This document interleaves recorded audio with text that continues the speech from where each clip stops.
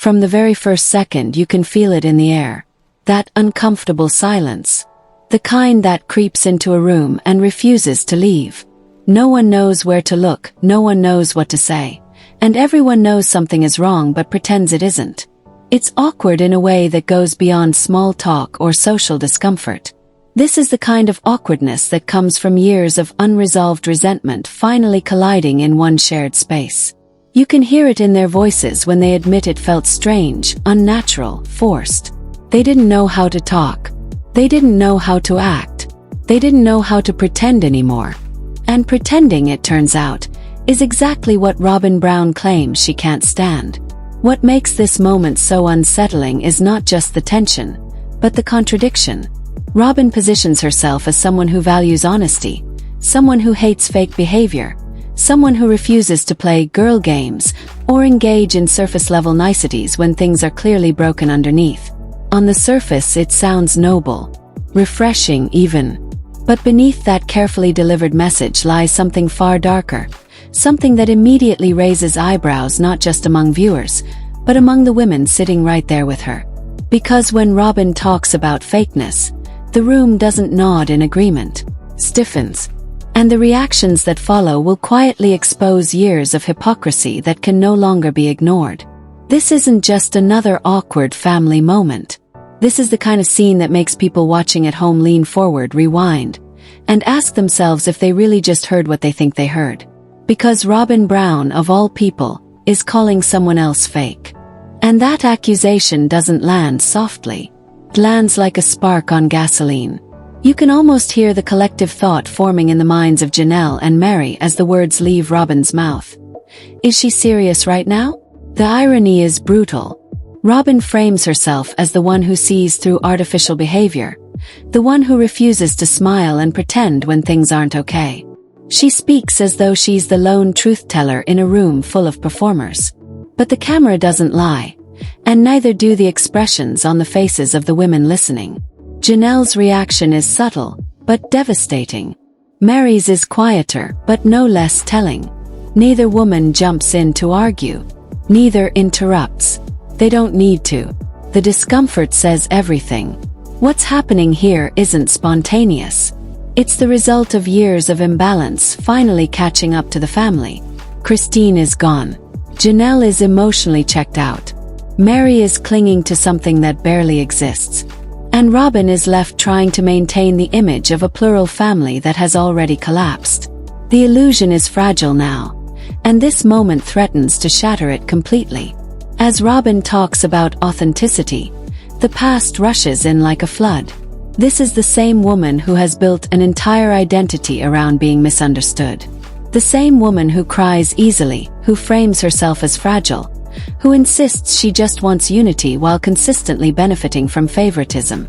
She speaks about honesty as though it's her defining trait, even as her lifestyle tells a different story. Larger home, more attention, more validation, more protection from Cody than any other wife ever received. And now she's drawing a line in the sand about what behavior is acceptable.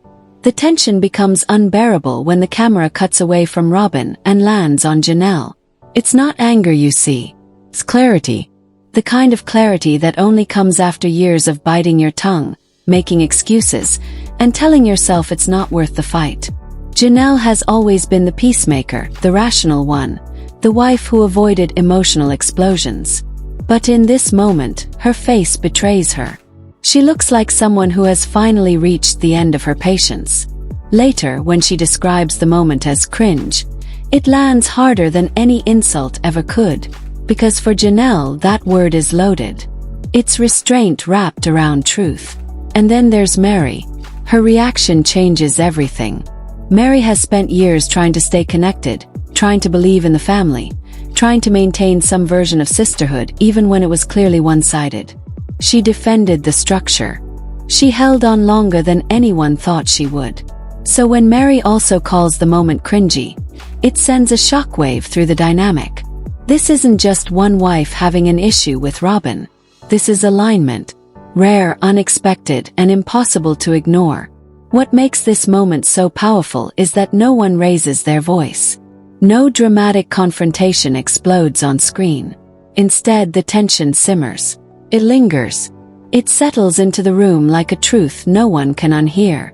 Robyn keeps talking, seemingly unaware of how hollow her words sound to the people who know her best. Or maybe she's aware and refuses to acknowledge it. That ambiguity makes the moment even more unsettling. Because this isn't about one comment. It's about a pattern. Robyn has long demanded emotional honesty from others while avoiding accountability herself. She's positioned herself as the moral compass of the family, even as the family fractures around her. And Cody, standing firmly by her side, has allowed it to happen. He doesn't challenge her. He doesn't question the contradiction. His silence speaks volumes. Every time he backs Robyn without listening to the others, he reinforces the very imbalance that led to this breaking point. The room feels smaller now, heavier. The illusion of unity is gone, replaced by something raw and uncomfortable. This moment marks a shift, whether anyone is ready to admit it or not. Janelle and Mary have crossed an invisible line. By calling the behavior cringe, they've stopped protecting Robyn from the truth. They've stopped absorbing the discomfort so she doesn't have to. And once that happens, there's no going back. This is the beginning of the unraveling. Not loud, not explosive, but irreversible. The kind of moment that, in hindsight, everyone will point to and say that's when it changed. That's when the masks started to slip. That's when the family stopped pretending. And the most unsettling part of all? Robyn still seems convinced she's the authentic one. What makes this moment linger is not just what was said, but what wasn't. No one directly confronts Robyn. No one calls her out in real time. And yet, the tension is so thick it practically hums beneath the surface.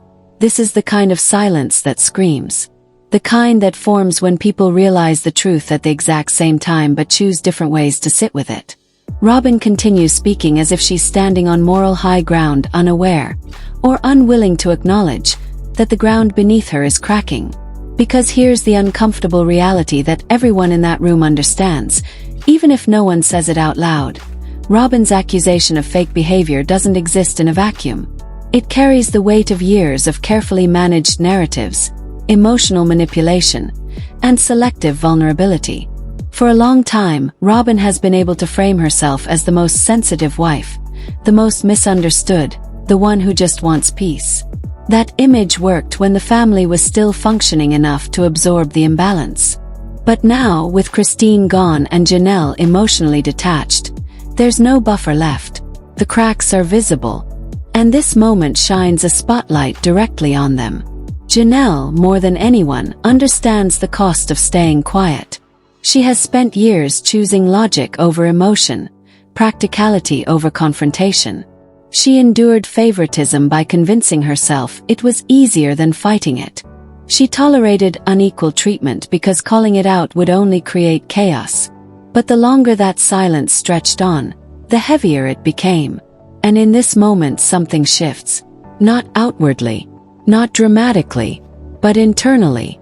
You can see it in her eyes. She's no longer confused. She's no longer trying to make sense of it. She sees it clearly now. And clarity can be far more dangerous than anger. When Janelle later labels the moment cringe, it lands like a quiet verdict. She doesn't accuse Robyn directly. She doesn't list grievances. She doesn't relive old wounds. She simply names the discomfort. And by doing that, she validates years of unspoken tension. Cringe isn't just embarrassment. Cringe is the reaction people have when something feels deeply wrong but is dressed up as righteousness. It's the body's way of rejecting dishonesty, even when the mind has been trained to tolerate it. And then there's Mary, whose agreement changes the entire tone of the situation. Mary has always existed in a strange emotional limbo within the family. She wanted to believe in Robyn. She wanted to believe in the system. She wanted to believe that loyalty would eventually be rewarded. For years, she clung to proximity rather than intimacy, hoping that staying close would someday turn into belonging. So when Mary also calls the moment cringy, it's not casual commentary. It's resignation. It's acceptance that the truth she's been avoiding can no longer be ignored. This alignment between Janelle and Mary is rare, and that's exactly why it matters. These two women have navigated the family very differently. They've disagreed. They've clashed. They've misunderstood each other. But in this moment, they reach the same conclusion independently. That kind of agreement doesn't happen by accident. It happens when the evidence becomes overwhelming. When pretending becomes more exhausting than telling the truth. Meanwhile, Robyn remains locked in her narrative. She continues to speak as though authenticity is something she uniquely embodies. And that's what makes the moment so unsettling. Because she doesn't appear to be lying in the traditional sense. She seems to genuinely believe what she's saying. She believes she's the victim. She believes she's misunderstood. She believes she's the only one brave enough to demand honesty. That level of conviction makes her behavior even more dangerous, because it's rooted in complete lack of self-awareness.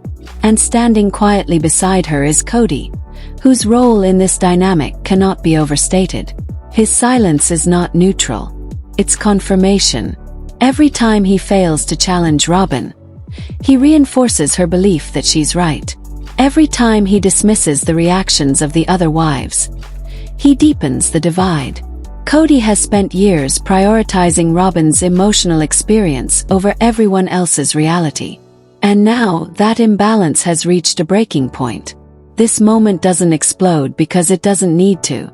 The damage has already been done. The family dynamic has shifted so subtly that it almost feels invisible. But once it happens, there's no undoing it. Janelle and Mary are no longer protecting Robyn from discomfort. They are no longer carrying the emotional labor required to keep the peace. They've stepped back. And when women who have spent years accommodating finally stop, the entire structure collapses under its own weight. This is the moment where silence stops being survival and starts becoming complicity. And Janelle and Mary, in their own restrained way, refuse to be complicit anymore. They don't shout. They don't accuse. They simply stop pretending. And for a family built on the illusion of harmony, that is the most disruptive act of all. What Robyn doesn't seem to understand is that authenticity can't be demanded, has to be modeled. And when someone who has benefited the most from favoritism starts lecturing others about honesty, the hypocrisy becomes impossible to ignore. The room knows it. The viewers know it. And now, finally, the other wives know it too. This isn't just uncomfortable. It's irreversible. Because once you see someone clearly, you can't go back to seeing the version they wanted you to believe in. And that realization is only just beginning to settle in. As the weight of that realization settles in, something fundamental shifts beneath the surface of the family. This is no longer about one awkward interaction or one poorly timed comment. This is about years of emotional imbalance finally being acknowledged, even if only quietly. Robyn may still be speaking, still framing herself as the defender of authenticity, but the spell has been broken. The words no longer land the way they once did. Instead of reassurance, they create discomfort. Instead of clarity, they expose contradiction. For a long time, Robyn's power in the family came from her ability to control the emotional temperature of the room. Tears, vulnerability, carefully chosen words, all deployed at the right moments. She learned early on that if she appeared fragile enough, no one would question her motives. If she cried hard enough, the conversation would shift away from accountability. And Cody played his part perfectly. He rushed in as the protector, the validator, the one who framed her pain as proof of her sincerity. Together, they built a system where Robyn's feelings mattered more than facts. But systems like that only work as long as everyone agrees to participate. And now, participation has quietly ended.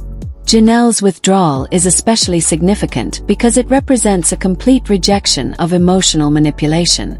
She is no longer confused by Robyn's tears or swayed by her language.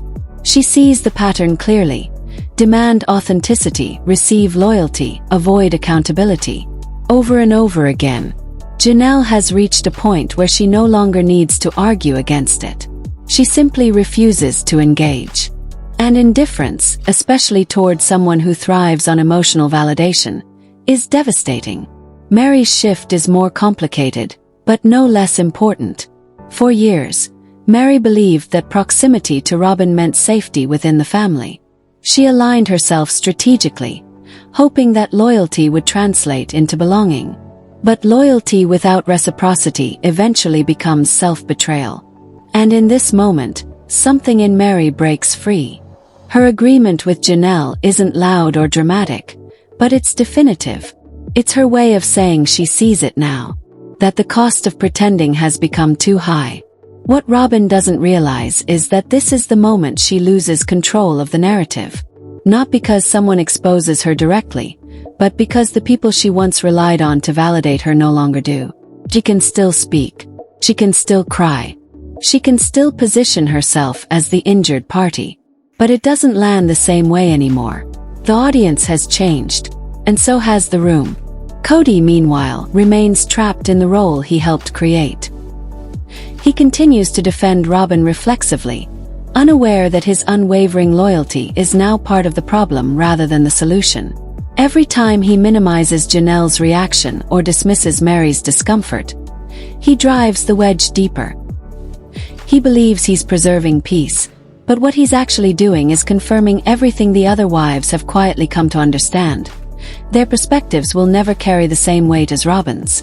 This moment exposes the fundamental flaw in the Brown family dynamic. You cannot build a plural marriage on unequal emotional labor. You cannot demand honesty while punishing truth-tellers. And you cannot sustain unity when accountability only flows in one direction. For years, the family managed to function because the women absorbed the imbalance differently. Christine rebelled and left. Janelle compartmentalized and detached. Mary waited and hoped. Robyn benefited. And Cody enabled it all. Now those coping mechanisms are gone. What's unfolding here is not a confrontation, but a collapse. A slow, quiet unraveling that begins with recognition. The recognition that Robyn's version of authenticity is performative. The recognition that emotional vulnerability has been weaponized. The recognition that silence has protected the wrong person for far too long. And perhaps the most unsettling part of all is that Robyn seems genuinely unaware of how exposed she is. She continues to believe she's being brave, that she's telling hard truths, that she's standing up for what matters. But bravery without self-awareness isn't bravery at all. It's delusion. And delusion thrives only in environments where it goes unchallenged. That environment no longer exists. The room may still be quiet, but the energy has changed. There's a sense of finality creeping in. A realization that this family cannot return to what it was, because what it was never sustainable. The plural marriage wasn't undone by one dramatic fight. It was undone by moments like this, where the truth slips through the cracks and refuses to be stuffed back inside. This is the point of no return. The point where the illusion of unity becomes more uncomfortable than the reality of separation. Janelle and Mary don't need to announce anything. Their reactions say enough. Their silence now carries intention. Their distance is no longer passive. It's protective. And Robyn, standing in the center of it all, still believes she's the most authentic person in the room. That belief is about to cost her everything. By the time the moment passes, nothing looks the same anymore.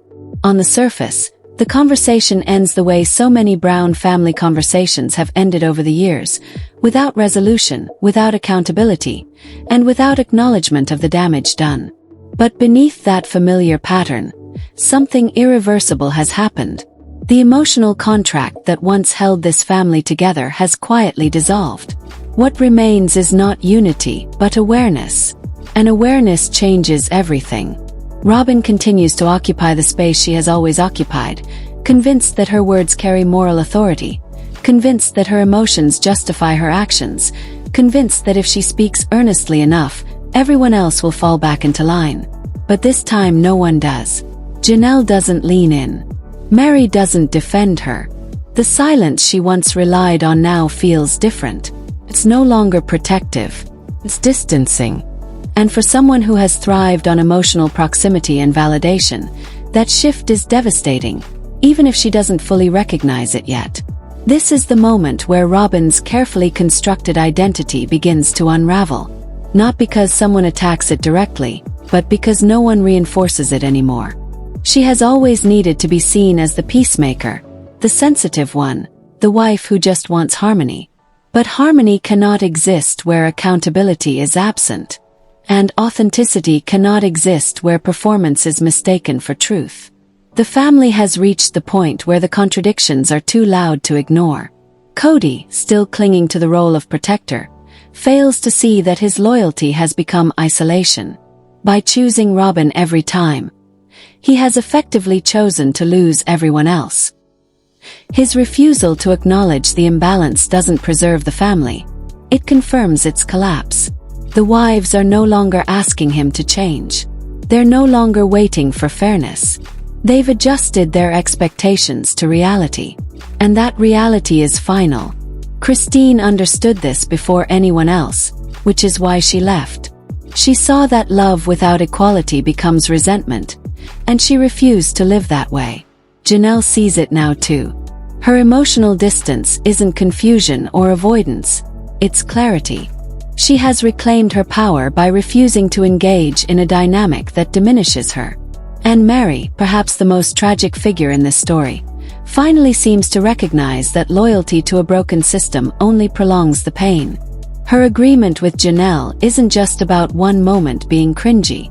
It's about acknowledging the truth she's avoided for years. What makes this moment so powerful is that no one celebrates it.